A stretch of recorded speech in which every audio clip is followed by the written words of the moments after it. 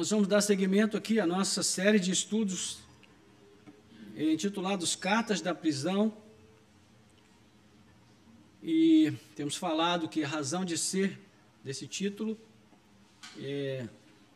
são as cartas de Paulo, que ele escreveu quando estava preso em Roma, embora já tenha sido dito, inclusive aqui, já falamos que era uma prisão domiciliar, não era um cárcere necessariamente ou efetivamente, mas ainda assim era a restrição da liberdade que ele estava vivendo, depois de ter sido preso em Jerusalém e conduzido a Roma por conta de uma trama dos judeus que desejavam matá-lo, mas por ele ser cidadão romano, ele acabou sendo enviado para ser julgado em Roma, e essa é a razão de ele estar lá, né? E então nós temos visto que há motivos humanos envolvidos nessa prisão de Paulo em Roma, mas sobretudo há um propósito divino, pois era vontade de Deus que ele testemunhasse de Cristo perante César, conforme a gente vê ali em Atos 27, 24.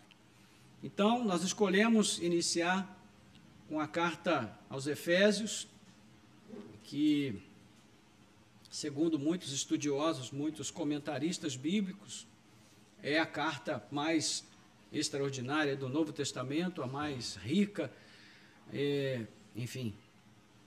E nós já falamos aqui, usamos frases que alguns comentaristas gostam de usar para se referir a essa carta, exaltando, não é, a sua sublimidade, a sublimidade das revelações que são trazidas aqui, e de fato é uma carta muito especial.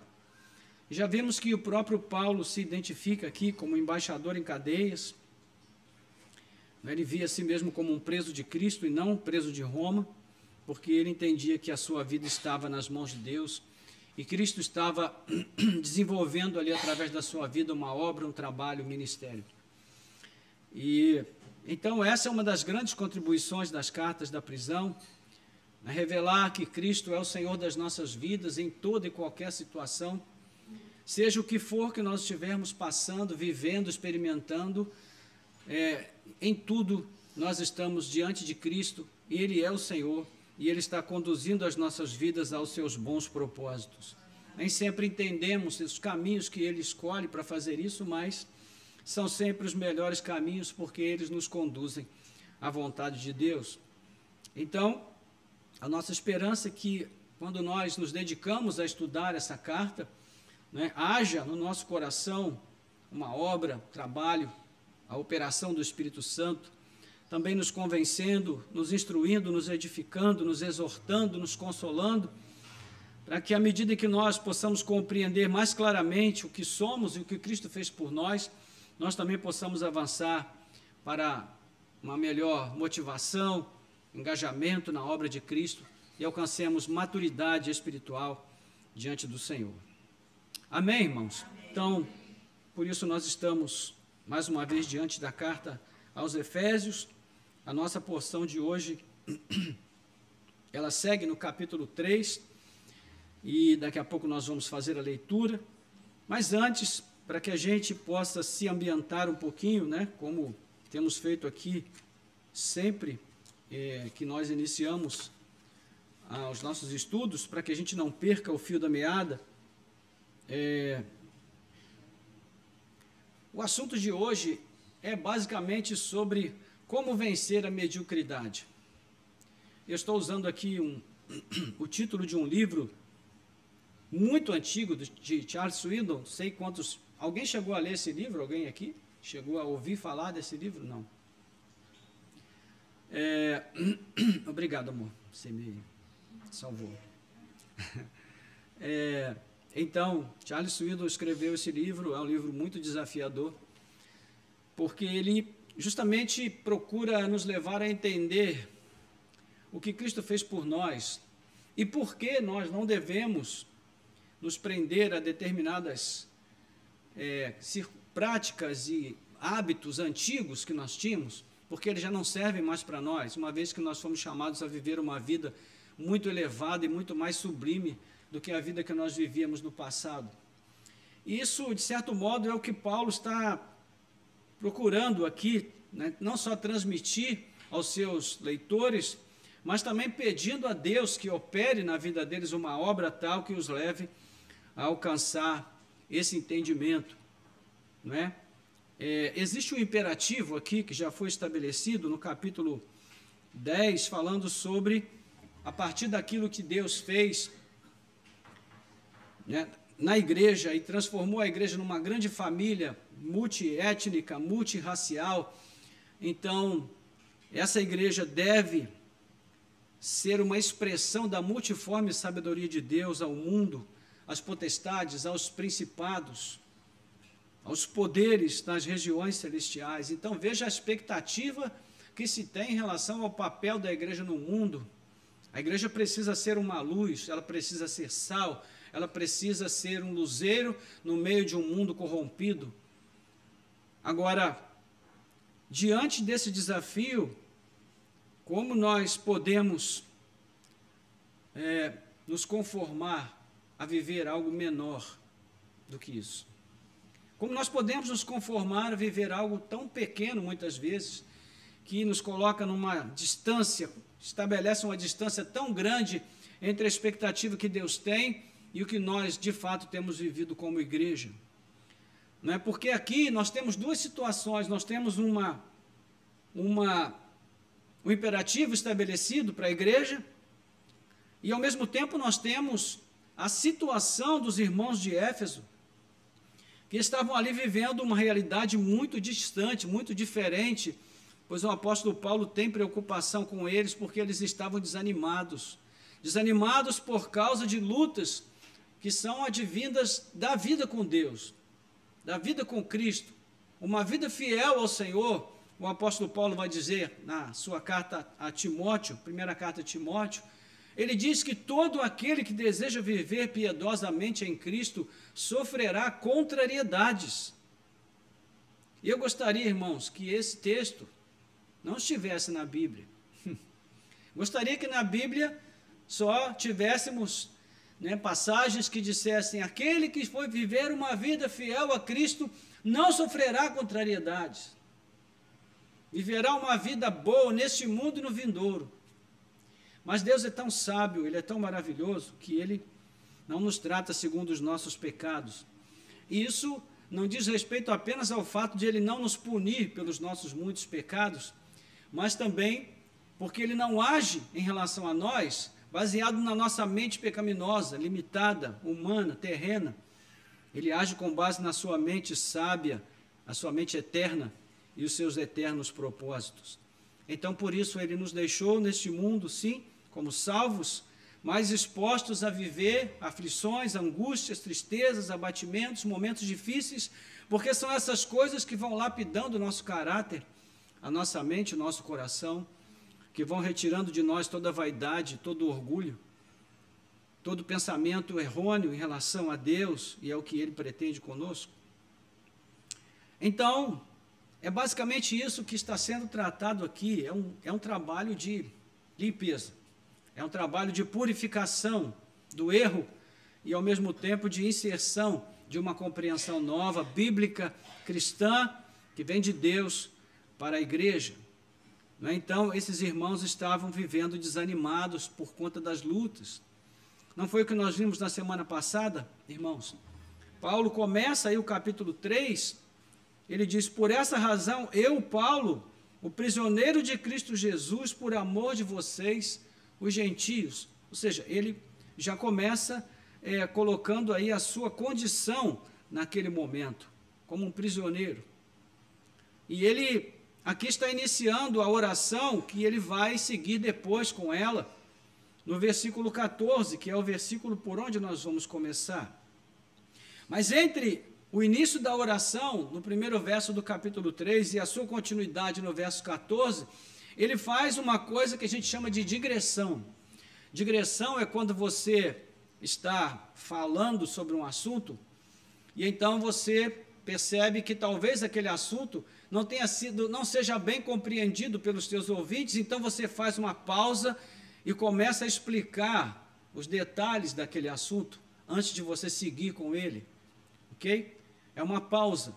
né, uma espécie de um parêntese que você abre entre um momento e outro da sua fala, ou do texto que você estiver escrevendo para alguém, no caso aqui uma carta. Então Paulo queria se certificar que os assuntos que ele estava tratando, que ele iria tratar agora na oração, estavam dentro da cosmovisão, do conhecimento dos seus leitores, e por isso ele vai usar aqui o verso 2 até o verso 13 para poder falar a respeito disso. Ok? E nesse contexto, ele vai dizer aqui, no verso 13, portanto eu peço que não desanime por causa das minhas tribulações em favor de vocês, pois isso é motivo de honra para vocês. Nós vimos, né, que Paulo está falando aqui do fato de ele ter sido escolhido para ser o apóstolo aos gentios, e que isso tem a ver com o propósito glorioso de Deus, de incluir os gentios na aliança que era destinada apenas a Israel no passado. Então, Paulo foi escolhido para um ministério glorioso, de transmitir a palavra de Deus àqueles a quem essa palavra teria sido privada e a salvação teria sido negada, caso Deus não tivesse, por misericórdia e graça, decidido nos incluir no seu povo eleito. Então, com base em tudo isso, é que ele vai expressar aqui no verso 10 o imperativo do qual nós falamos.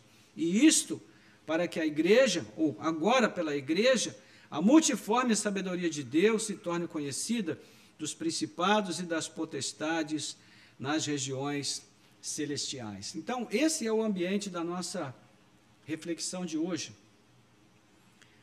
Então, Paulo está agora, vai seguir com a sua oração, uma vez que ele fecha, no verso 13, a digressão que ele havia iniciado no verso 2, ok? Ficou claro isso, gente? Todo mundo entendeu? Tá meio, tem alguém perdido? Não, né?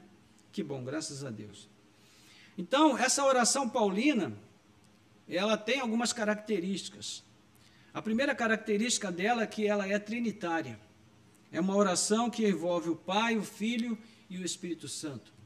Ele começa falando do Pai, no meio da oração ele vai citar a obra do Espírito, e no final da oração ele mostra que o grande alvo é conhecer a Cristo, conhecer as dimensões do amor de Cristo por nós. Portanto, é uma oração trinitária, né, como é também uma prática paulina aqui na carta aos Efésios. Desde o princípio, ele vem falando da obra redentiva do Senhor como uma obra trinitária, que envolve o Pai, o Filho e o Espírito Santo. Né? Outro aspecto muito importante para nós é que essa oração é constituída de 4 sessões, basicamente. A primeira sessão, vai do verso 14 ao 15, funciona como uma introdução à oração. Paulo fala da natureza da sua oração. Né? A segunda sessão, que vai dos versos 16 ao 17, primeira parte, traz o propósito geral dessa oração. O terceiro bloco, que vai do 17b, que é o 17, segunda parte, até o 19, primeira parte, fala de uma intercessão para que os efésios conheçam as dimensões do amor de Cristo. E a última sessão, do verso 19, parte B, mostra o alvo final da oração. Ok? Muito bem. Então, por que a gente divide os versículos em A e B? Em primeira parte e segunda parte. Pode parecer uma coisa desnecessária, mas não, irmãos. A Bíblia, quando foi escrita, ela não foi escrita como ela é apresentada para nós hoje, com divisão de capítulos e versículos.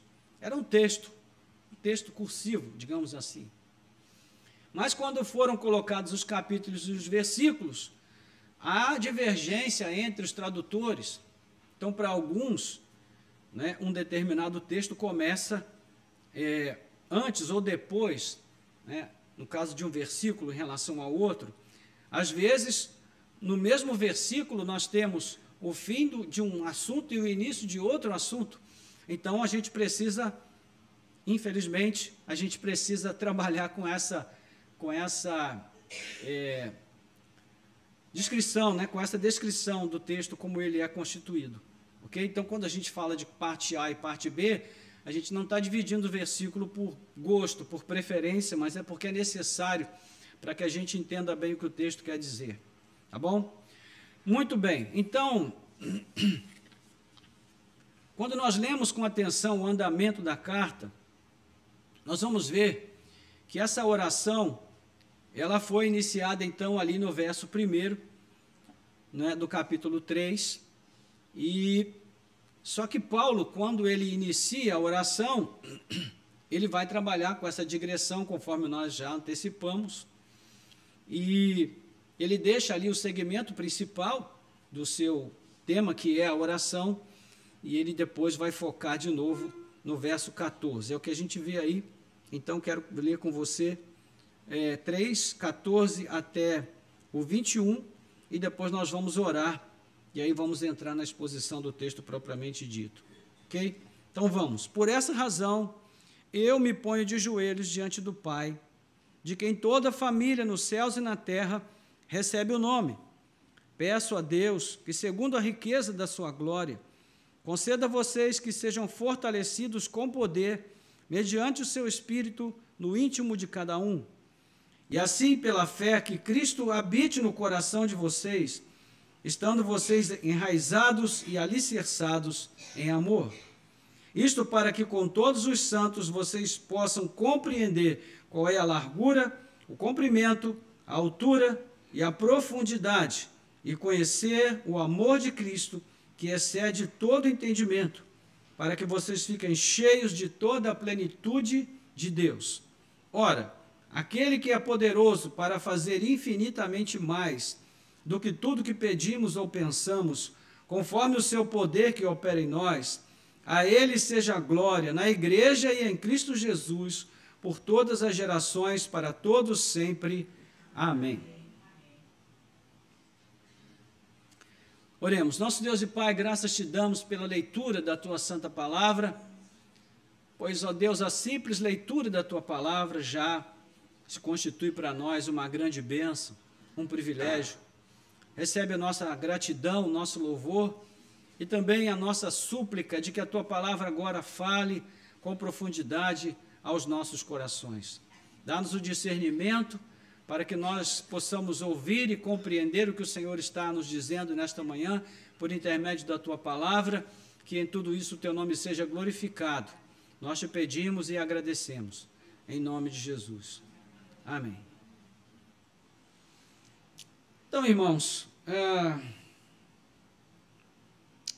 quando nós lemos os verso 1 do capítulo 3 e o verso 14 em sequência, né, nós temos aqui esse desejo de Paulo de orar, de encaminhar a vida dos irmãos de Éfeso num propósito maior do que o que eles têm vivido até agora. E ele chama atenção ao fato de se pôr de joelhos diante do Pai. Embora orar de joelhos tenha se tornado uma prática comum entre os cristãos, lá no passado, os povos antigos não tinham o hábito de praticar a oração de joelhos. A Bíblia mostra que os judeus oravam comumente em pé. Você pode ver ali em Mateus 6, verso 5, Jesus fala dos escribas e fariseus que oravam em pé nas praças. E capítulo 18 de Lucas, no verso 11, verso 13, mostra que tanto o fariseu quanto o publicano oravam de pé no templo, né? E só ocasionalmente eles podia acontecer de eles se ajoelharem para orar. Né? O mesmo acontecia também entre os gregos e romanos. As pessoas tinham o costume de se ajoelhar para orar apenas quando elas estavam movidas por sentimentos muito profundos, com aflição no coração, angustiadas, movidas por sentimentos que realmente tocavam o seu coração profundamente. Então elas se ajoelhavam. Você vai ver, por exemplo, Esdras, lá no capítulo 9, versículo 5, ele está tão compungido, tão destruído pela constatação do pecado do seu povo, emocionalmente falando, que ele cai, literalmente, diante de Deus e começa a oração de confissão. Pedro se prostra diante de Jesus ali na pesca maravilhosa, Lucas 5:8, quando ele constata o seu estado de pecado e miséria perante a grandeza daquele que está diante dele e que agora havia acabado de realizar um milagre, um sinal extraordinário. Jesus em agonia também no jardim, orando ali pouco antes da sua paixão, Lucas 22:41 diz que ele ora de joelhos. Estevão, entregando o Espírito, pouco antes de ser apedrejado até a morte pelos judeus, ele também ora de joelhos. Atos 7, versículo 60. Então, não é diferente a situação de Paulo aqui. Ele está orando debaixo de um fardo muito pesado de inquietude. Ele teme pela continuidade da igreja de Éfeso, porque ele sabe que os irmãos estão esmorecendo por saberem dos seus sofrimentos, conforme a gente já leu no verso 13. Então, essa é a razão da digressão que ele faz. Ele queria explicar aos seus leitores que os planos de Deus de salvar os gentios incluíam necessariamente os sofrimentos de Paulo. E essa é uma questão que, às vezes, não fica bem resolvida na vida de muitos crentes, até em relação a Cristo. As pessoas ficam inquietas e elas pensam, por que Deus não simplesmente salvou quem tinha que salvar, sem ter que oferecer o seu próprio filho a uma morte tão cruel, tão terrível, tão vexaminosa, tão drástica? Porque, irmãos, Deus tem processos que se desenvolvem, né, pelo fato de Ele ser quem é, que precisam ser levados em conta em todas as suas ações. Deus não é como nós. Ele não muda de ideia, Ele não muda de pensamento, Ele não muda de direção, Ele não muda de opinião em relação às coisas, porque Ele sabe tudo, conhece tudo perfeitamente. Então a sua compreensão da realidade é perfeita, é completa, é plena. Por isso tudo que Ele faz tem uma razão, tem um sentido, tem um propósito. Deus não tem bibelô em casa. Deus não tem uma estante, nem feita a estante com coisas para embelezar a sua casa, porque a sua casa já é linda demais. Então, tudo que Deus faz, Ele faz com propósitos. Tudo que Ele estabelece tendo uma meta, um plano.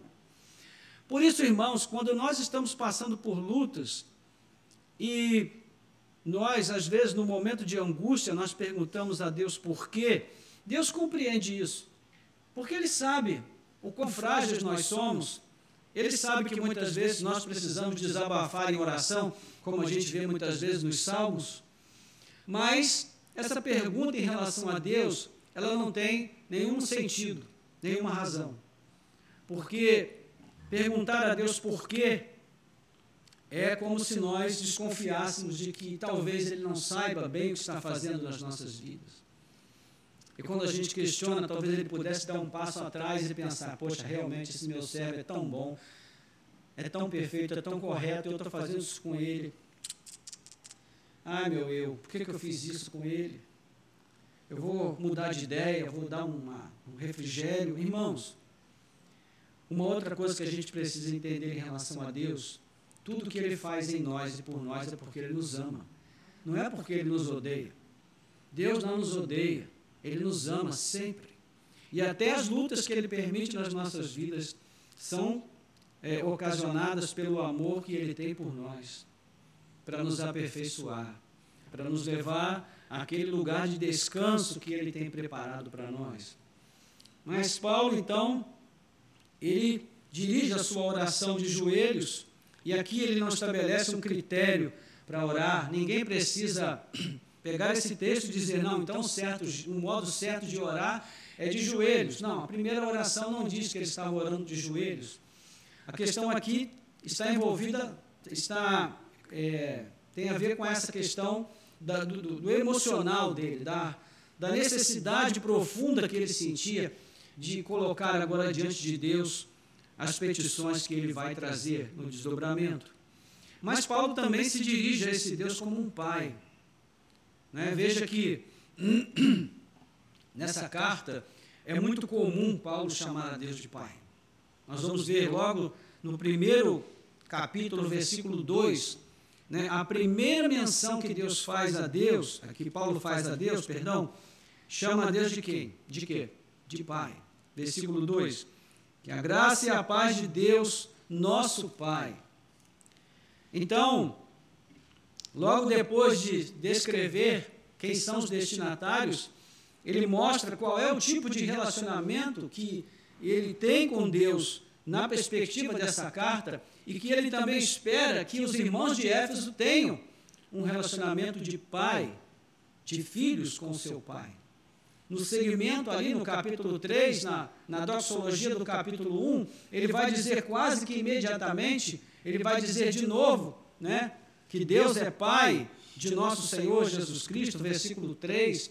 No versículo 17, ele vai dizer outra vez. No capítulo 2, 18, de novo ele chama a Deus de Pai. No 4, versículo 6, no 5, versículo 20 e no 6, versículo 23. Ou seja, essa repetição não é algo acidental, é proposital. Tem uma razão de ser. Essa carta quer revelar o desejo que Deus tem de ter um relacionamento íntimo com os seus filhos. É por isso que, na sequência da doxologia, Paulo vai mostrar logo no início que nós fomos adotados por Deus em Cristo Jesus para sermos os seus filhos e para termos um relacionamento filial com Ele, não por nós mesmos, mas por Cristo Jesus. Então, nesse sentido, só pode chamar a Deus de Pai aquele que está em Cristo, não é? Você já ouviu aquela frase, não, Deus é pai, não é padrasto. Todo mundo fala isso, né? Deus é pai, não é padrasto. E às vezes essas pessoas que falam isso, elas não querem nem saber de Deus, e muito menos de Cristo. Então, irmãos, de modo mais efetivo, só pode chamar Deus de pai quem está em Cristo Jesus. Porque a paternidade de Deus que nos alcança, ela nos alcança em Cristo, por meio de Cristo, nunca separado de Cristo. Então, Paulo tem aqui uma clara intenção, que é comunicar essa relação de intimidade dos eleitos com o seu Deus. Lembre-se de que a igreja é descrita aqui como uma grande família, não é? Ele diz no verso 5, que a gente já mencionou, que o Pai nos adotou, no capítulo 1. No verso 11 do capítulo 1, ele diz que o Pai nos fez herdeiros. Diz que nós fazemos parte da sua família, capítulo 2, 19 e 22. Então, nós temos intimidade e liberdade para nos achegar à presença desse Pai pelo Espírito Santo, conforme ele vai dizer no verso 18 do capítulo 2 e no verso 12 do capítulo 3, conforme nós vimos na semana passada. Então, irmãos, é o próprio Filho, Jesus Cristo, que nos dá essa garantia. E assim como nós, como filhos dos nossos pais terrenos, nos sentimos em liberdade de nos aproximar dele, pelo menos deveria ser assim, não é? Da mesma forma, nós devemos ter liberdade para nos aproximar do nosso Pai que está nos céus. Porque Ele nos dá essa liberdade de podermos nos aproximar dele em paz, sabendo que Ele nos ama, que Ele deseja para nós somente aquilo que é bom, não é? Então, o versículo 15, Paulo segue dizendo que esse Pai é aquele de quem toda a família nos céus e na terra recebe o nome. Então, esse é um verso difícil de ser traduzido também. A segunda parte é mais simples, né, porque ela fala que toda a família na terra recebe o nome, e pelo contexto toda a família aqui se refere especialmente a judeus e gentios, conforme nós vimos no capítulo 2, versículos 11 a 16. Então, Deus conciliou, né, uma família, Ele conciliou os povos em uma só família, em uma só humanidade, como Paulo diz ali, independente da nacionalidade, da cor da pele, da formação intelectual, do nível social, todos aqueles que se dirigem a Deus por meio de Cristo se dirigem a um e ao mesmo Pai. Louvado seja o nome do Senhor. E é extraordinário, irmãos, quando nós temos o convívio na igreja com tantas pessoas diferentes, e às vezes a gente chega na igreja e vê lá um irmão que é uma pessoa importante na sociedade, com uma vassoura na mão varrendo o chão, ou ajudando a arrumar alguma coisa na cozinha, ou cuidando de alguma coisa importante para o acontecimento do culto. Isso só acontece na igreja, irmãos. Porque lá fora, isso não acontece. Até porque lá fora, muitas vezes, né, você tem que se impor para ser respeitado, porque, às vezes, mesmo a condição que você tem, a sua formação, ou até a sua honradez, o seu caráter, mesmo que você não tenha uma formação intelectual, mesmo que seja um caráter conhecido e aprovado, já não é suficiente para receber o respeito das pessoas. Então, de certo modo, isso em si já é um milagre, o que nós vemos acontecer na igreja. Todos estão abrigados à sombra do mesmo nome. Todos dependem da mesma misericórdia, da mesma compaixão. Não é? E há um precedente lá, importante, no capítulo 7, verso 14 de 2 Crônicas, um texto bem conhecido, onde o texto diz: se este povo que se chama pelo meu nome se humilhar, orar e me buscar. Ou seja, ali já fala deste povo que se chama pelo nome de Deus. O nome de Deus, ele está falando aqui do fato de Israel invocar o seu nome, viver sob a dependência do sustento e da direção de Deus, né, desse Deus que tem um nome, e esse nome o define como um Deus único, que não tem igual, não tem semelhante, o único Deus verdadeiro. Então, o novo Israel de Deus é constituído agora não mais por uma identidade nacional ou étnica, mas pela identificação deste povo com a pessoa de Jesus Cristo. É Cristo que liga todos esses povos, conforme nós vamos ver ali no capítulo 5 de Apocalipse, né? Onde vemos pessoas de todos os povos, línguas, tribos e nações convergindo para aquele grande momento de culto ao Senhor. E nesse sentido, Deus só tem uma família na terra, e ela vive sob a autoridade, provisão e proteção desse nome de Deus. Louvado seja o nome do Senhor. Agora, a dificuldade vem com a primeira parte, que fala de toda a família nos céus. E, de novo, nós vamos seguir aqui pelo contexto, né, porque os comentaristas têm muita divergência em relação a isso. Opa! Tem uma armadilha aqui para mim.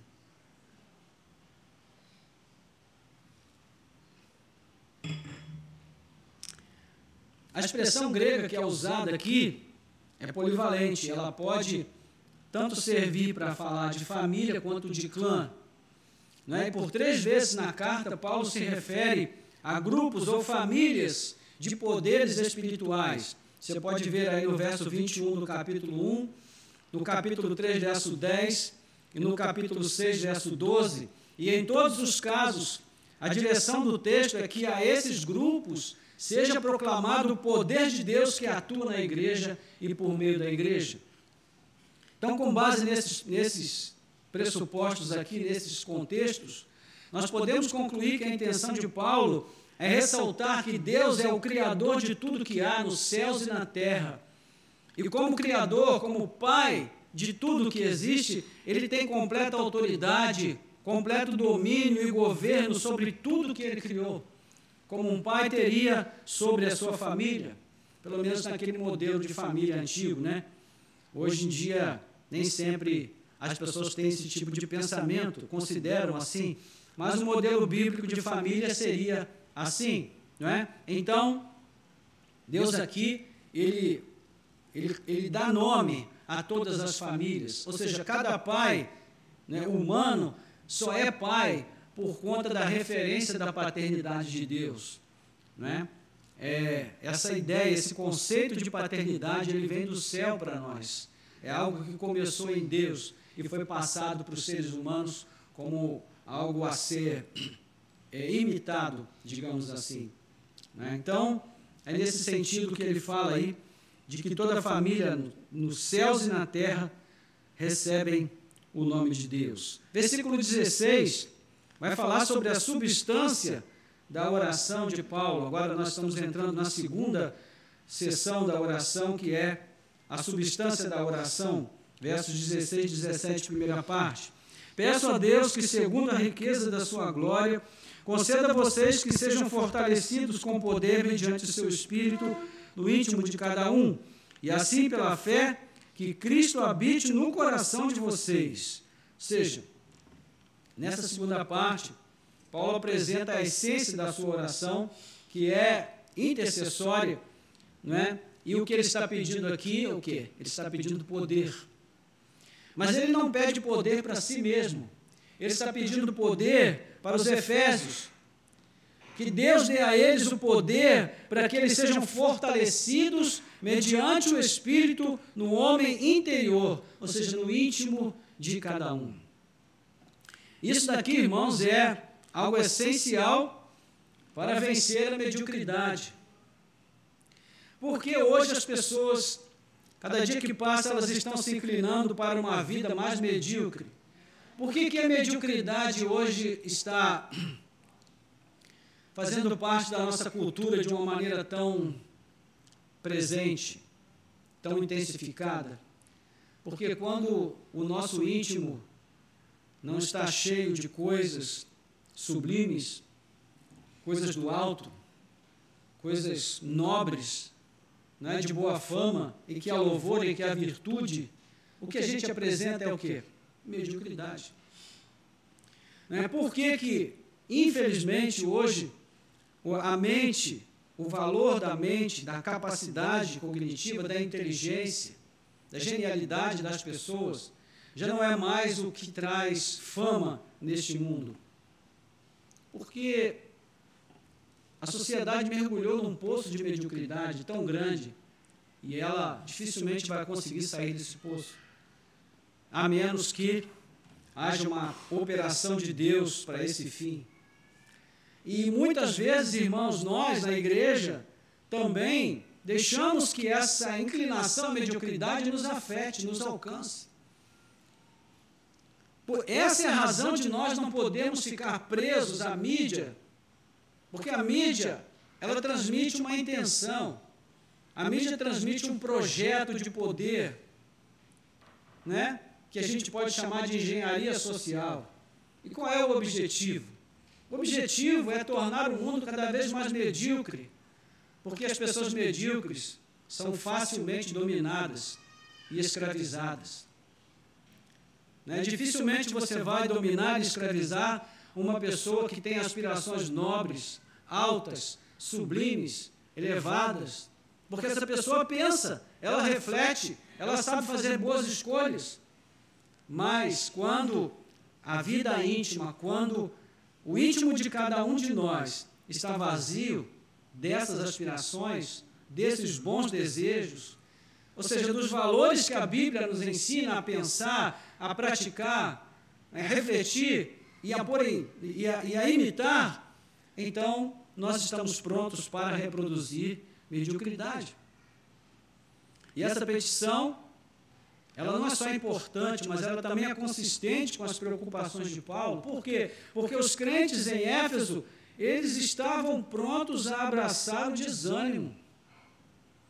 Eles estavam prontos a abraçar a fraqueza, o abatimento. E qual era a vocação? Manifestar a principados e potestades a multiforme sabedoria de Deus. Então, eles não podiam esmorecer por causa das cadeias de Paulo. Assim sendo, o que eles precisavam, irmãos? De afago? Eles precisavam de massagem no ego? Não! Eles precisavam de uma sacudida. Isso só podia acontecer se viesse da parte de Deus.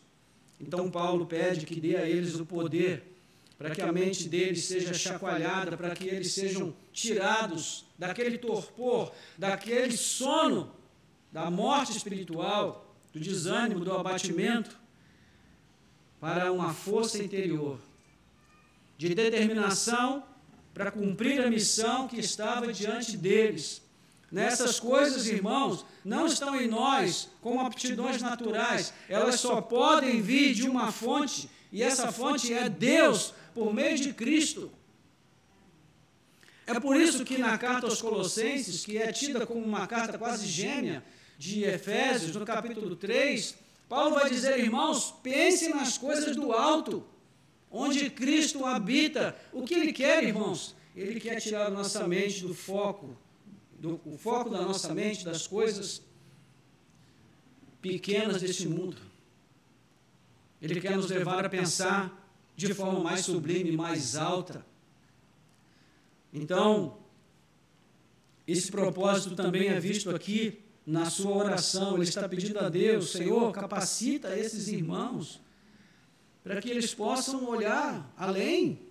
Veja que a oração específica, né, de Paulo aqui, ela também mostra qual é a fonte desse poder.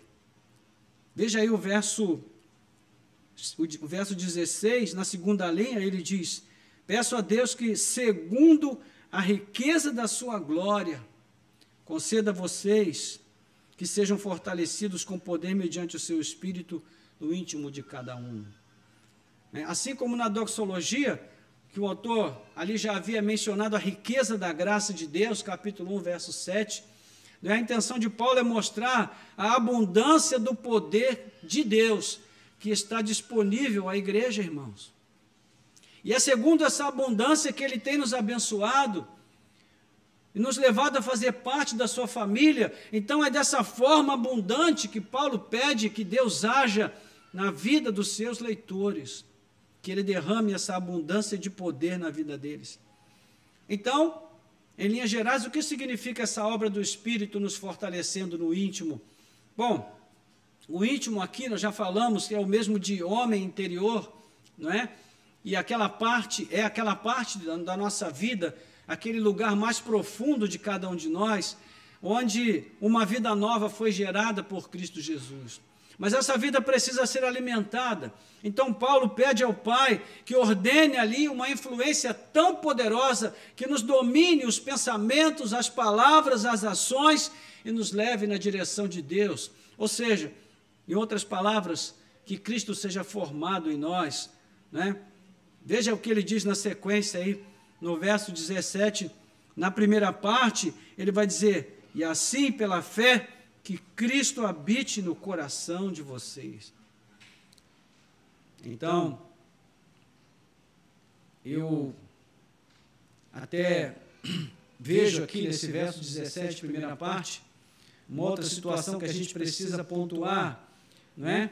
Ele dizia assim como, mediante a operação do Espírito Santo em nós, pela fé, Cristo habite no coração de vocês. Isso não quer dizer, irmãos, que Cristo não estivesse habitando já no coração daqueles irmãos.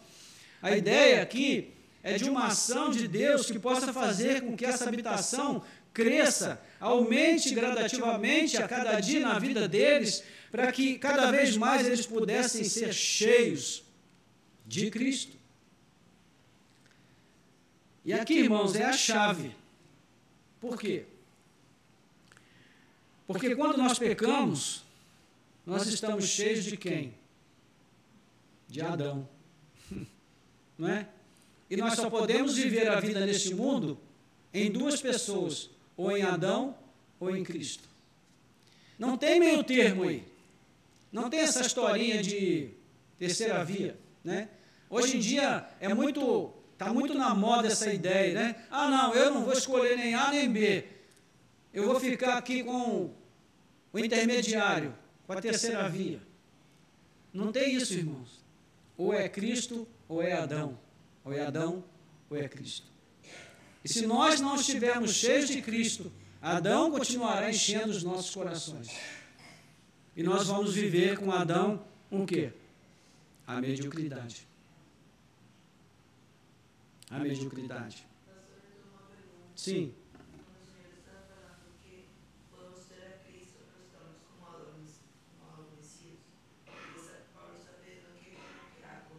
Sim. Uhum. Sim. Então, a pergunta da Jenny é se quando Paulo fala de que nós recebemos a Cristo, mas precisamos viver em Cristo, se existe uma diferença entre receber a Cristo como Salvador, mas não recebê-lo como Senhor. Tem a ver com isso também. Porque muitas vezes uma pessoa pode ir à igreja e na hora do apelo, lá do convite, ela pode levantar a mão e dizer: eu quero entregar a minha vida a Jesus, eu quero receber Jesus como o meu Salvador. A questão é que Jesus não veio só para ser o nosso Salvador, ele veio para ser o nosso Senhor. E se ele não for Senhor, ele também não é Salvador. De novo, você tem que pegar o pacote inteiro. Não dá para você tirar ali, e isso é muito comum hoje na igreja. As pessoas vão para a igreja, aí elas olham ali o pacote, e elas dizem: não, vou pegar essa parte aqui da cura, e essa da prosperidade, mas a obediência, não quero, o serviço, muito menos, viver em comunhão também não estou muito afim, porque não gosto de me misturar, então só vou pegar. E não tem isso, irmãos. Ou você pega o pacote todo, ou você não pega nada. E isso, se Deus agir com misericórdia na sua vida e despertar no seu coração a fé para a salvação. Então, não existe meio termo nessa situação. Ok? Ou nós recebemos a Cristo como Senhor e Salvador, ou não recebemos de jeito nenhum. Porque ele não se dá pela metade. Não é? Não se dá pela metade. Não foi isso que aconteceu com o jovem rico? Ele queria um Salvador, mas não queria um Senhor. Por quê? O Senhor da vida dele era o dinheiro. Então ele disse: não, eu já tenho o meu Senhor, Mamon domina a minha vida. Então, eu sou servo da riqueza. Então não tem isso, não tem como a gente fazer essa divisão. Obrigado pela pergunta, Jenny. Então, irmãos, esse mesmo fortalecimento que é operado em nós, no nosso íntimo pelo Espírito, à medida em que ele forma Cristo em nós, à medida que Cristo vai sendo formado em nós, mediante o Espírito, ele nos fortalece mais e mais a cada dia. Então, aqui é um processo de retroalimentação. Nós somos fortalecidos no íntimo e Cristo habita cada vez mais no nosso interior. Cristo habita cada vez mais no nosso interior e com isso nós somos fortalecidos no íntimo. Ok? E é bem típico de Paulo essa preocupação com a vida interior. Ele tem plena convicção de que a piedade para tudo é proveitosa e ela se torna grande fonte de lucro. 1 Timóteo capítulo 6, versículo 6. Ele trabalha com a consciência de que o homem exterior, o corpo, dia a dia, esse corpo se corrompe. Então, cabe ao cristão cuidar com muita atenção daquilo que permanece, que é o quê? O homem interior que foi refeito em Cristo Jesus.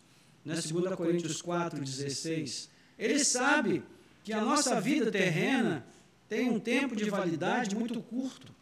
Então, por que é que eu vou ficar investindo somente na minha vida física, no meu corpo, nas satisfações do meu corpo, da minha carne, das minhas vontades, se a minha vida aqui é tão curta? E na eternidade não vai haver fim, seja para uma vida de glória e adoração na presença de Deus, ou uma vida de perdição eterna. Seja, então, a melhor coisa é cuidar do nosso íntimo, do homem interior, da espiritualidade. E na exposição dessa parte, eu estou seguindo aqui a proposta da tradução da NVI, já na segunda parte do verso 17, agora entrando nessa segunda parte, eu estou seguindo aqui a tradução da NIV, no caso, onde a leitura vai ser um pouquinho diferente, porque nessa leitura, o verso 17 inicia a parte da oração que vai entrar no verso seguinte. Então, ficaria assim, verso 17, segunda parte. Eu oro para que vocês, estando enraizados e estabelecidos ou alicerçados em amor, possam ter poder, agora já entrando no verso 18, com todo o povo do Senhor, etc, etc, etc. Daqui a pouco a gente vai ler completo o verso 18. Deu para entender?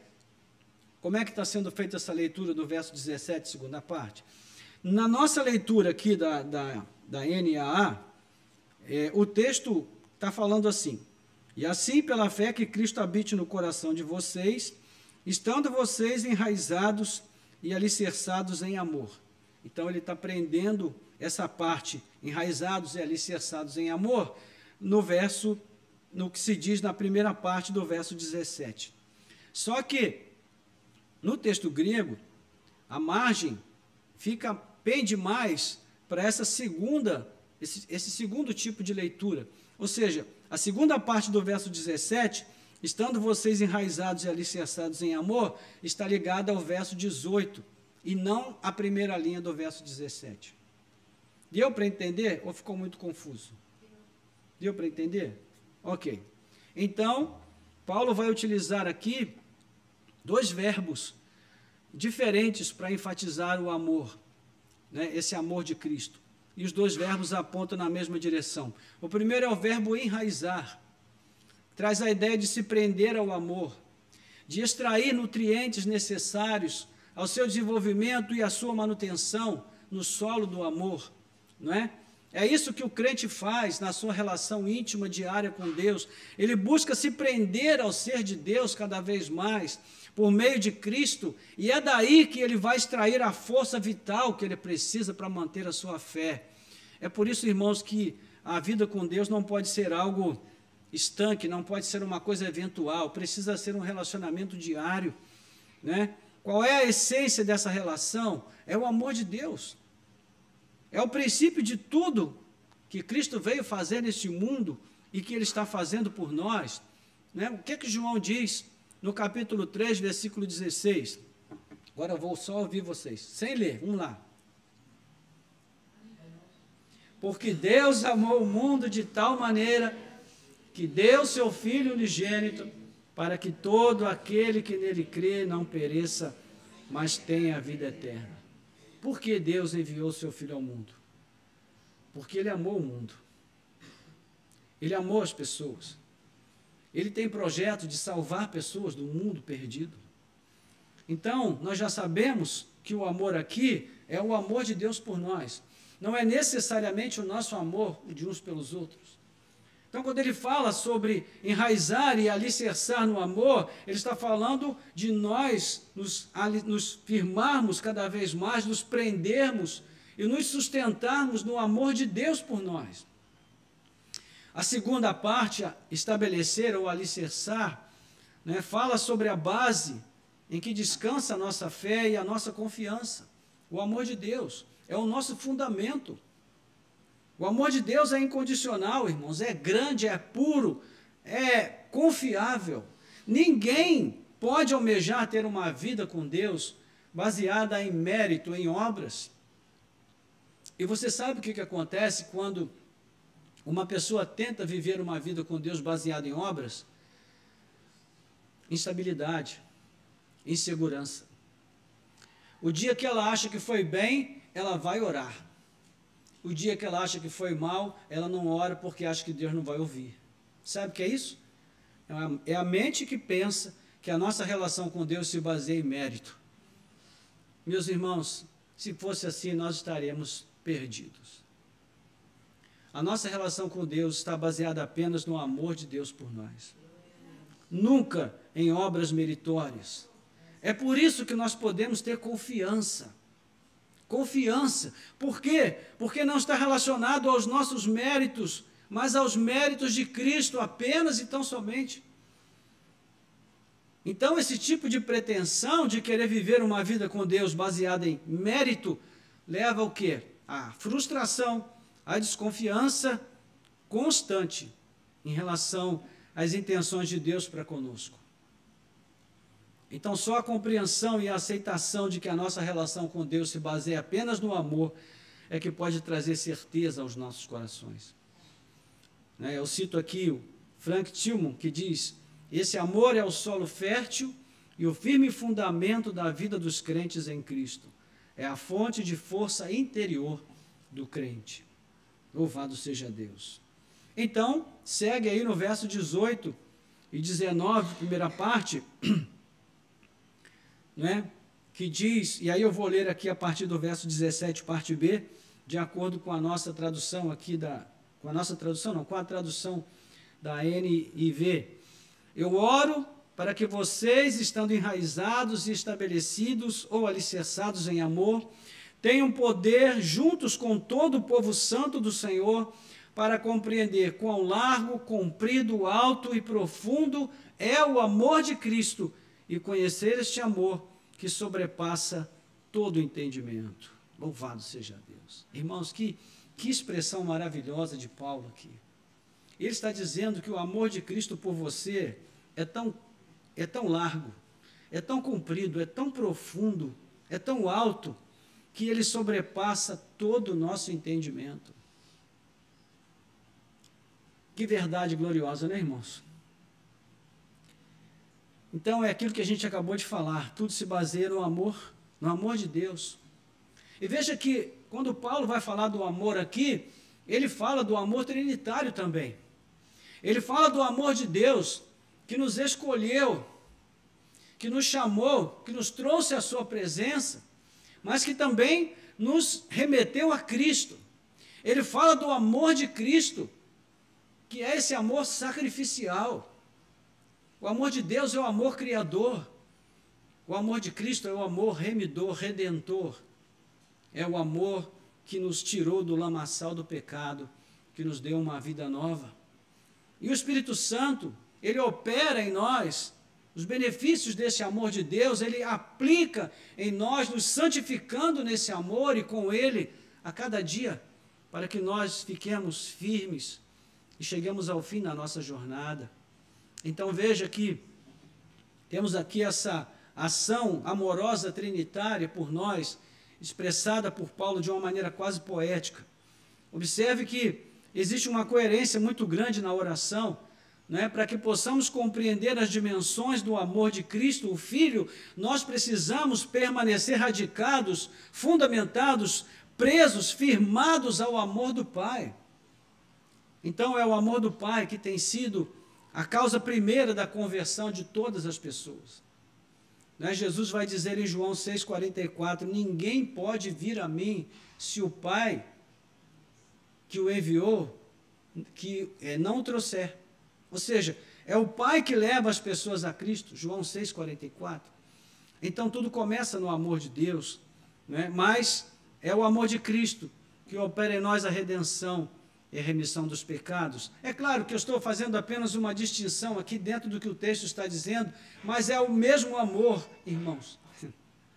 É o amor de Deus, Pai, Filho e Espírito Santo por nós. Então vemos novamente aqui o pedido por poder, a fim de que os leitores sejam capazes de conhecer algo que transcende muito a sabedoria humana, o conhecimento humano natural. Paulo trabalha aqui com a ideia de uma luta, de alguém que luta porque pretende derrotar o opositor que quer impedi-lo de seguir no caminho. Né? E mais uma vez, a gente volta à questão do homem interior. É uma luta, irmãos. É uma luta deixar a mediocridade para trás e abraçar a sublimidade, abraçar o que é transcendente. Né? Não sei aqui quantos gostam de matemática, mas eu nunca fui muito fã de matemática, porque nunca fui muito bom em matemática. Então, matemática é assim, quem é bom em matemática gosta, mas quem não é, detesta. Né? Esse foi o meu caso. E dos momentos mais difíceis para mim foi quando eles começaram a misturar letrinha com número.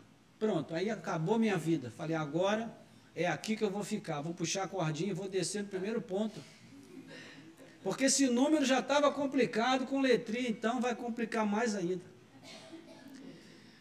E a sensação que você... Eu não sei se você é como eu, mas a sensação que eu tive quando entrou nesse processo... Foi como se eu sentisse uma dor na minha mente. Uma coisa que me machucasse, como se fosse um espinho. Eu falei, meu Deus, como é que eu vou conseguir pensar esse negócio? Eu já não estava conseguindo pensar direito com os números. Agora, com letra no meio, complicou mais ainda.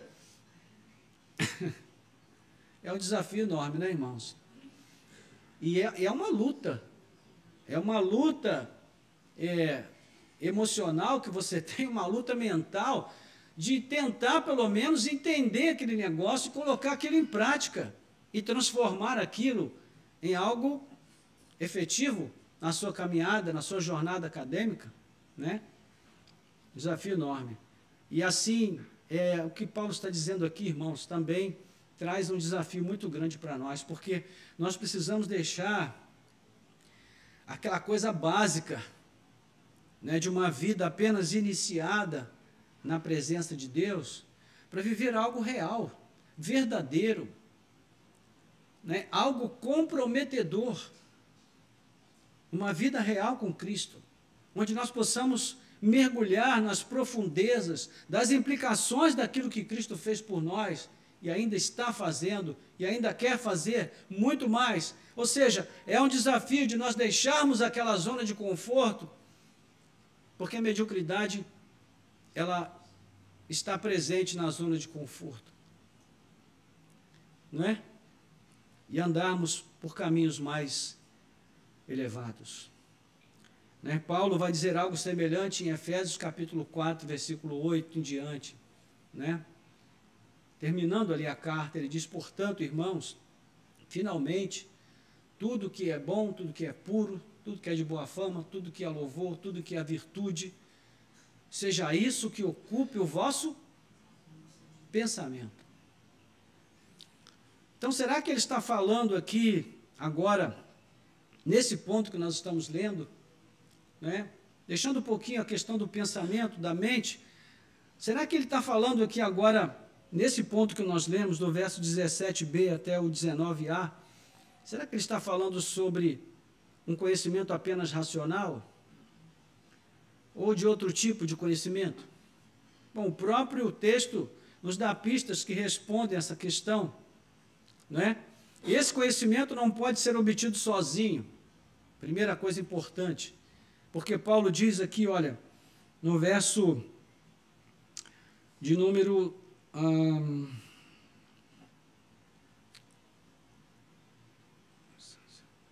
18, isto para que com todos os santos vocês possam compreender, com todos os santos, ou seja, não é algo que a gente pode alcançar sozinho, só pode ser alcançado na comunhão. Então, já nos dá uma pista, né? Nos dá uma pista, algo que está relacionado à interação com os outros santos e santas de Deus. Quando pensamos sobre isso, à luz da menção de sabedoria de Deus, da multiforme sabedoria de Deus lá atrás, nós concluímos que essas dimensões do amor de Deus se revelam que nas múltiplas maneiras como esse amor se manifesta na vida das pessoas, das muitas pessoas que constituem a igreja de Deus.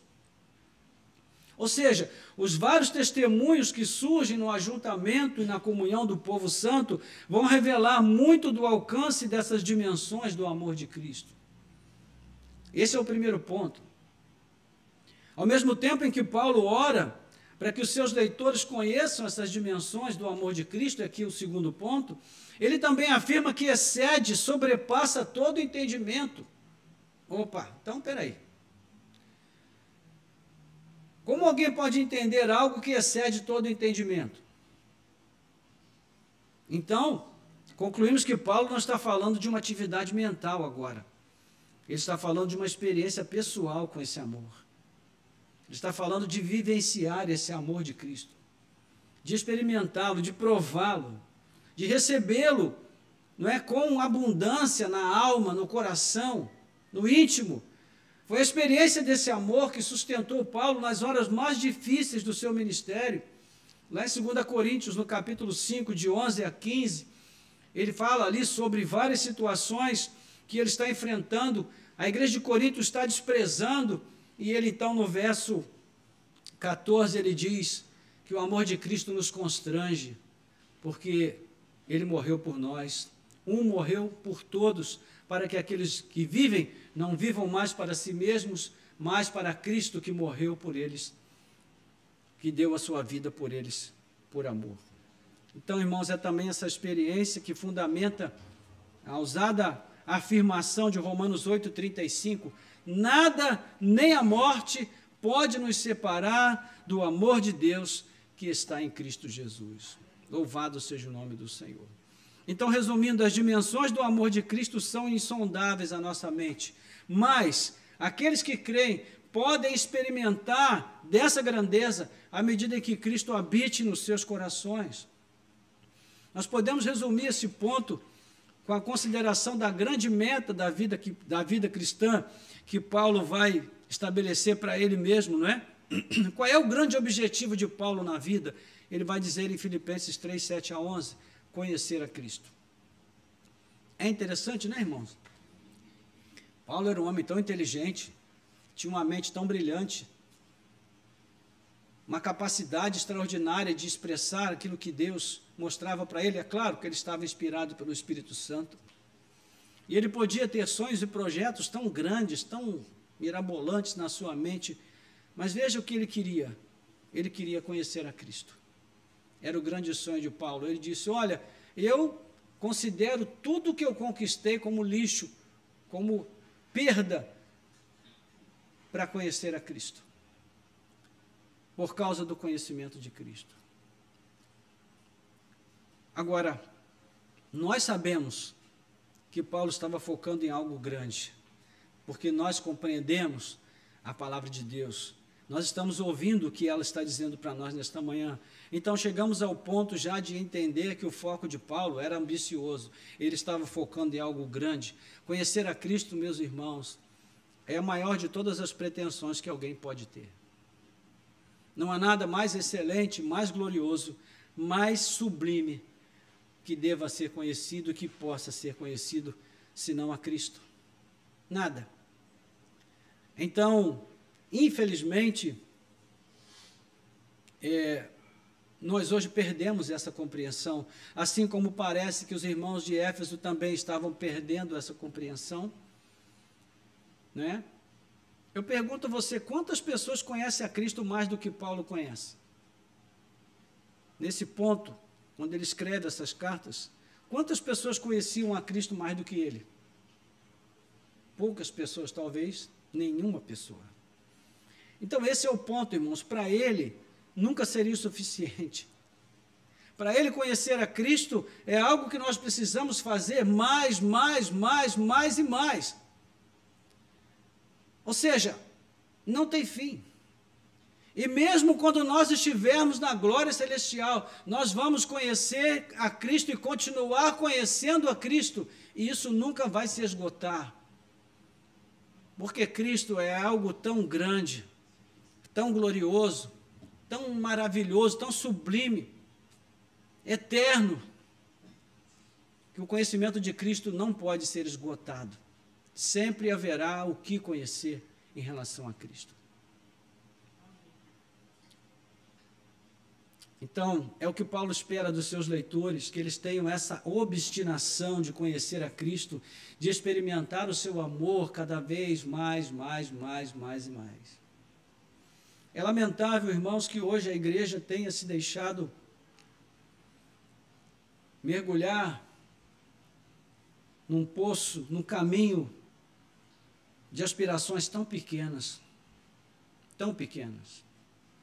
É uma pena que hoje as pessoas pensem em Cristo apenas como um meio para obter coisas, para obter ascensão social, para conquistar uma igreja grande, rica, famosa, para conquistar um lugar nas redes sociais, não é? E receber do YouTube aquele prêmio porque conquistou 1 milhão de seguidores ou 2 milhões. Muitos gostam de ostentar os seus troféus. Meus irmãos, o apóstolo Paulo diz, isso tudo é lixo, isso tudo é perda comparado com o conhecimento de Cristo, conhecer a Cristo. E eu, essa semana, conversava com algumas pessoas sobre isso, né? As pessoas hoje, mesmo na igreja, elas fazem o seu planejamento e elas deixam Cristo de fora. Elas planejam tudo que elas querem fazer meticulosamente.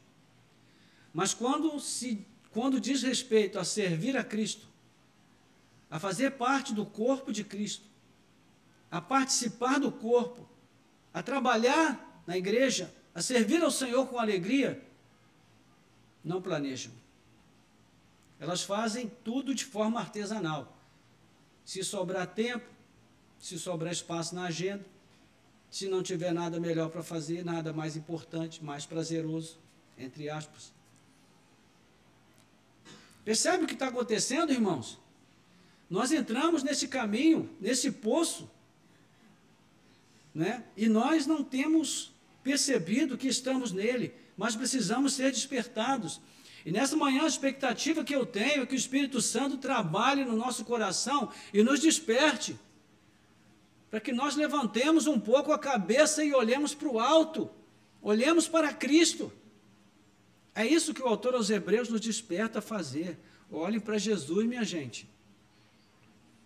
Ele que é o centro do universo, não somos nós. Não é o nosso umbigo. Então, se é para Ele que tudo converge, a minha vida também precisa convergir para Ele. Então, em ambos os casos, a expectativa se dirige à vida do porvir, né? E isso tem a ver com o verso 19, segunda parte, onde vai dizer assim: para que vocês fiquem cheios de toda a plenitude de Deus. E aqui a gente está caminhando já para concluir. Nós chegamos à última parte da oração de Paulo. Temos aqui algo como um clímax de toda a intercessão, não é? Nós podemos usar várias imagens diferentes para mostrar o que Paulo está fazendo com a sua oração aqui, para tentar exemplificar, ilustrar. Nós poderíamos usar a imagem da cebola, por exemplo, né, onde ele parte do núcleo e vai colocando ali as cascas, as camadas, até que a cebola, né, se torne cheia de novo. Ou seja, que ela possa se apresentar como ela é. A gente também pode usar a imagem de uma escada, onde ele vai subindo cada degrau, aos pouquinhos, com o objetivo de chegar no topo. Talvez a imagem da escada seja melhor. E agora Paulo chega no topo da escada.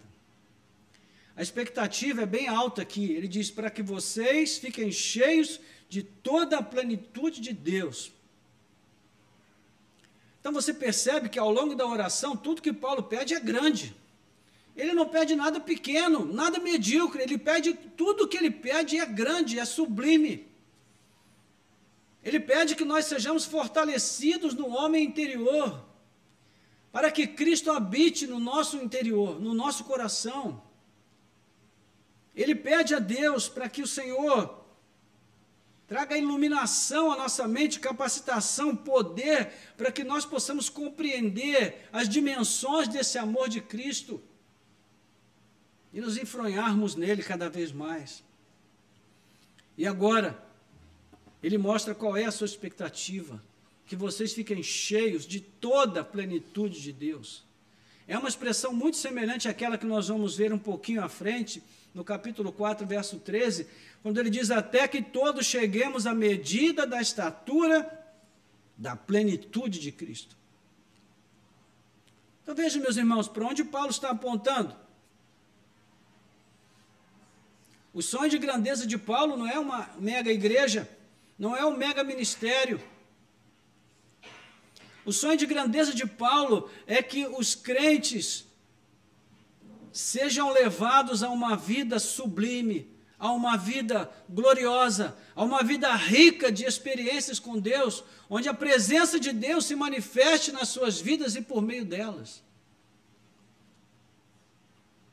Então, quando Paulo fala desse texto, ele está olhando para onde? Ele está olhando para a eternidade. Essa é a razão do dever cristão de jamais deixar esfriar o anseio por conhecer a Cristo. Nós estamos subindo uma escada, meus irmãos, não estamos descendo. A nossa meta é a glória celestial. E a vida gloriosa, sem mancha ou sombra de imperfeição, será a vida cheia, repleta da plenitude de Deus. Paulo mostra com essa oração que os seus leitores estão vivendo aqui um longo processo de aperfeiçoamento. O alvo é se tornarem tudo aquilo que Deus planejou para eles. E nessa marcha diária, da luz de cada dia, nós seremos o dia perfeito na presença de Deus. No entanto, para que esse dia se torne real, é preciso que, primeiro, o Senhor nos fortaleça diariamente no nosso íntimo para crermos que Cristo vive em nós.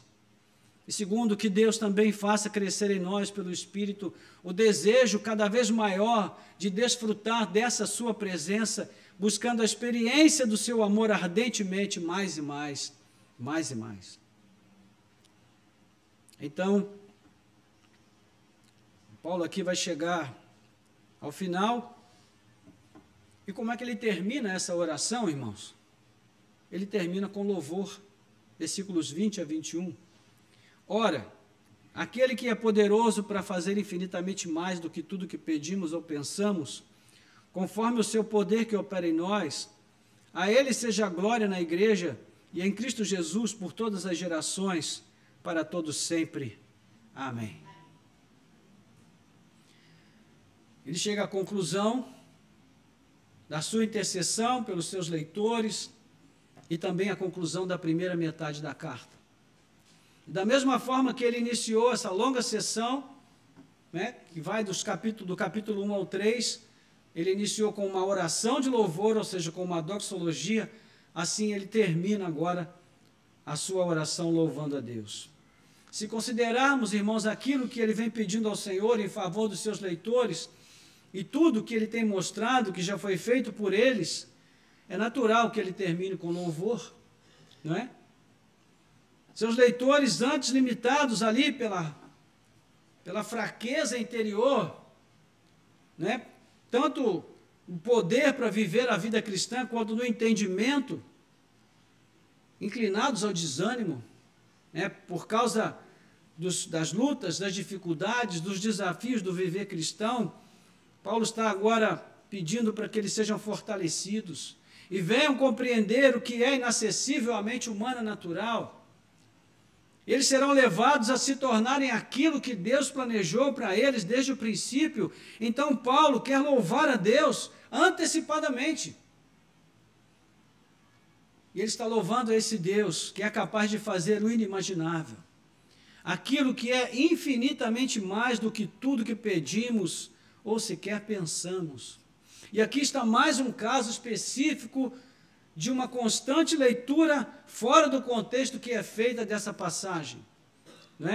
Normalmente, quando essas pessoas falam que Deus é poderoso para fazer infinitamente mais do que tudo pedimos ou pensamos, essa passagem ela é aplicada aonde? Nas petições por dinheiro, prosperidade, bênçãos, saúde. É errado aplicar essa passagem a esse tipo de contexto? Errado não é, irmãos, mas está fora de contexto. Porque o contexto aqui, quando Paulo fala do inimaginável, do infinitamente mais do que tudo que pedimos ou pensamos, ele está falando de coisas, de bênçãos espirituais que tem a ver com uma caminhada que nos leve para uma vida mais cheia da presença de Deus, mais plena da comunhão com Deus. É esse infinitamente mais que ele está pensando. É sobre isso, ele está pensando sobre coisas eternas, de valor eterno. Ele não está pensando em coisas terrenas, pequenas. Então, se eu quiser orar e dizer para Deus, Senhor, te peço a bênção da cura da enfermidade que estou passando por ela, porque a tua palavra diz que o Senhor é capaz de fazer infinitamente mais do que tudo pedimos ou pensamos. É errado? Não é errado, mas é fora de contexto. Porque o contexto não é esse. E veja, esse Deus que nos tornou igreja em Cristo Jesus, que derramou sobre nós das suas mais ricas bênçãos, Paulo está dizendo a esse Deus, a Ele, seja a glória na igreja e em Cristo Jesus. Então, é comum a esse autor usar doxologias para concluir as seções das suas cartas, né? Se você quiser, você pode anotar aí. Ele termina Gálatas capítulo 1, versículo 5, dessa forma. Filipenses 4, 20. Romanos 11, 36. 1 Timóteo 1, 17. 2 Timóteo 4, 18. O mesmo princípio.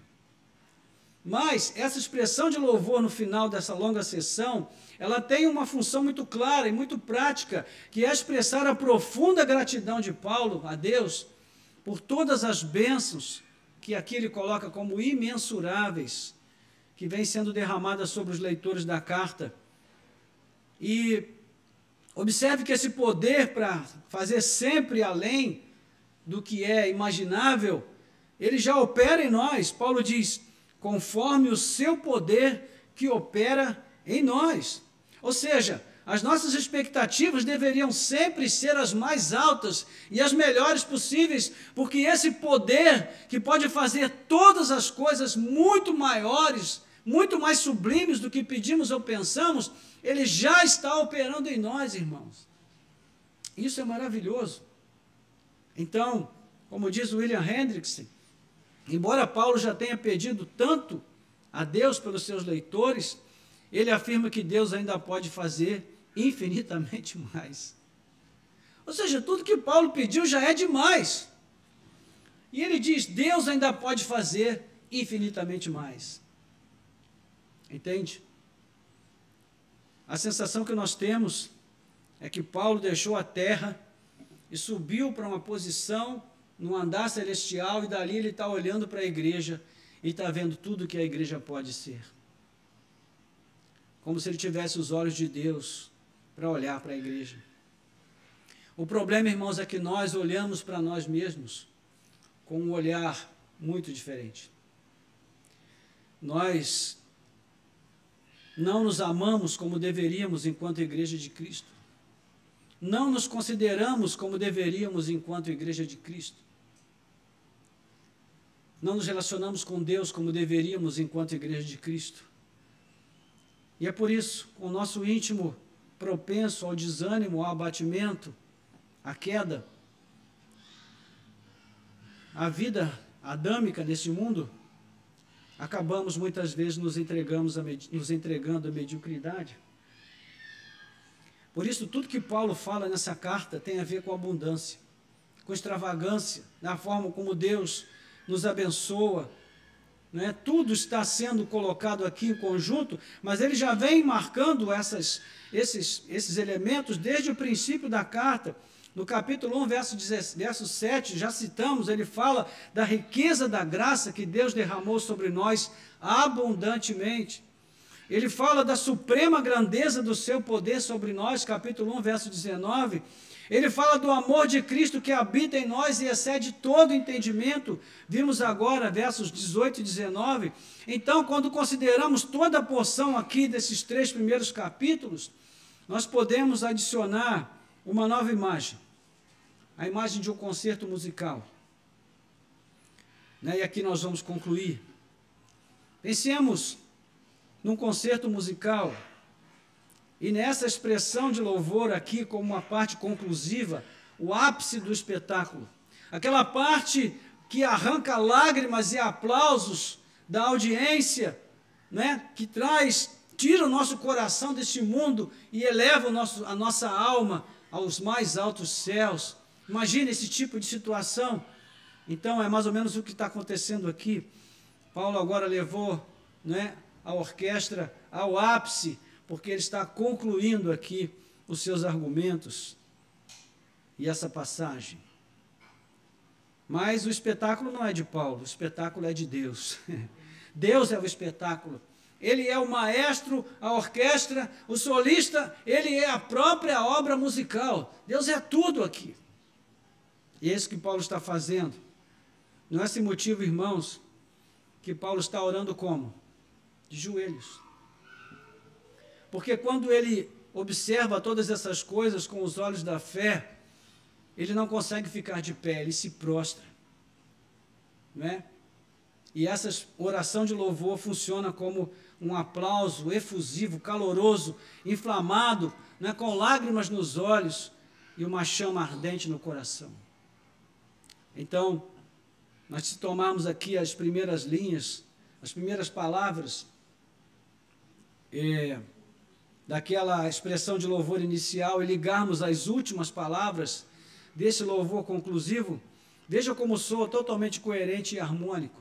Lá no capítulo 1, versículo 3, diz assim: bendito seja o Deus e Pai de nosso Senhor Jesus Cristo, que nos abençoou com todas as bênçãos espirituais nas regiões celestiais em Cristo.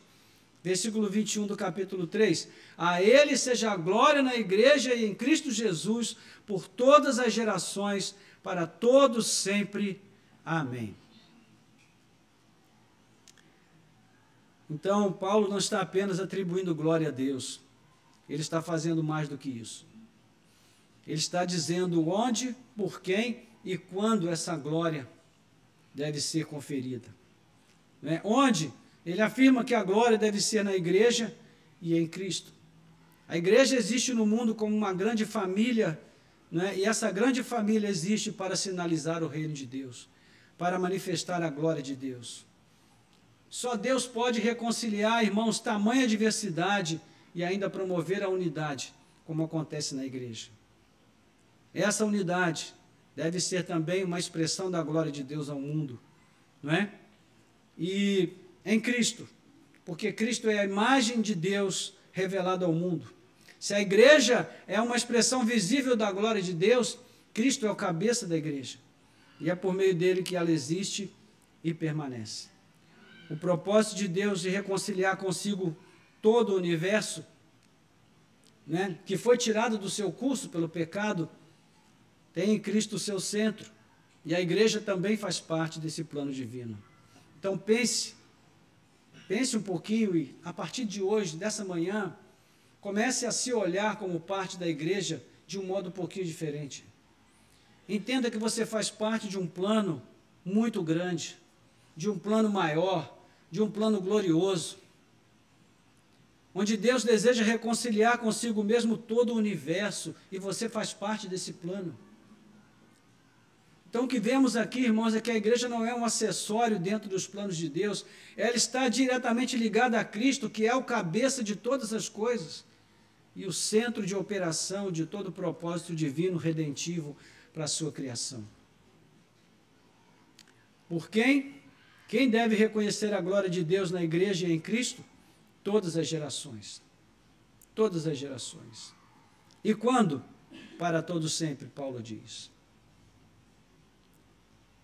Louvado seja o nome do Senhor. Então, irmãos, esse é o desafio que Paulo lança para os seus leitores, esse é o desafio que Paulo lança para nós. Vencer a mediocridade, deixar as coisas pequenas e vazias deste mundo e buscar um comprometimento maior e mais profundo na nossa vida com Cristo. Faço votos que você possa comprar uma agenda nova para esse ano de 2024 e começar a incluir Cristo na sua agenda. Começar a fazer os seus planos, não à margem de Cristo, mas a partir de Cristo. Começar a se planejar para ser mais fiel a Ele, para servi-lo com maior integridade, com maior dedicação, com maior amor, com maior paixão. E entender que isso não é um favor. Isso, irmãos, é a única resposta aceitável a Deus. A única resposta que Deus vai aceitar de nós é uma vida de total dedicação, comunhão, amor, paixão, comprometimento com Cristo Jesus, nosso Senhor e Salvador. Amém? Curva a sua cabeça. Vamos orar. Nosso Deus e Pai, em nome de Jesus, estamos diante da Tua palavra, que mais uma vez lança para nós um desafio grande.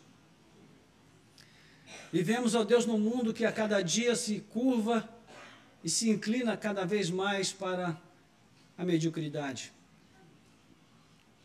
O mundo, Senhor, que está vivendo e andando a passos largos para o desfecho, para o capítulo final da história humana. Mas as pessoas não estão mais percebendo, Senhor, que haverá um fim. Elas não estão mais crendo que há um Deus nos céus, assentado no alto e sublime trono, que governa tudo e todos com a soberana vontade do seu poder. As pessoas estão vivendo, Senhor, alienadas de tudo, inclusive das suas próprias consciências, da própria capacidade, Senhor, de interpretar o que está acontecendo ao seu redor. Elas estão simplesmente seguindo o fluxo, se deixando levar, ó Deus, por todo este sistema doutrinário que se tornou hoje a mídia em todas as suas formas e expressões. E essa doutrinação vem alcançando a cabeça de homens, mulheres, crianças, adolescentes, jovens, idosos. Todos estão sendo levados nessa enxurrada de pequenez, de mediocridade, de baixaria. E nós te pedimos, Pai, que o Senhor tenha misericórdia de nós. Que o Senhor não permita que nós sejamos arrastados por esse fluxo. Que o Senhor não permita que nós sejamos arrastados por essa onda, Senhor.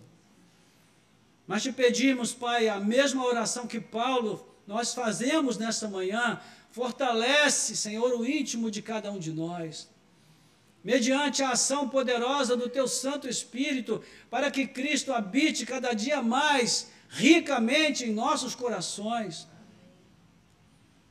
Ó Deus, em nome de Jesus, leva-nos, Pai, a uma vida íntima, mais enriquecida do entendimento da Tua palavra, das coisas do alto, ó Deus, das palavras do Senhor, que soam para nós como regra de vida, e não apenas, ó Deus, como textos isolados que procuramos nos momentos de aperto e de luta. Ó Pai, em nome de Jesus, desperta o nosso coração de todo sono, ó Deus espiritual, que nos prende, Senhor, a esta zona de conforto que está relacionada diretamente com a vida medíocre que o mundo quer impor a nós. Mas, ó Deus, nós não somos assim, nós somos a Tua igreja, somos o Teu povo, somos os Teus filhos.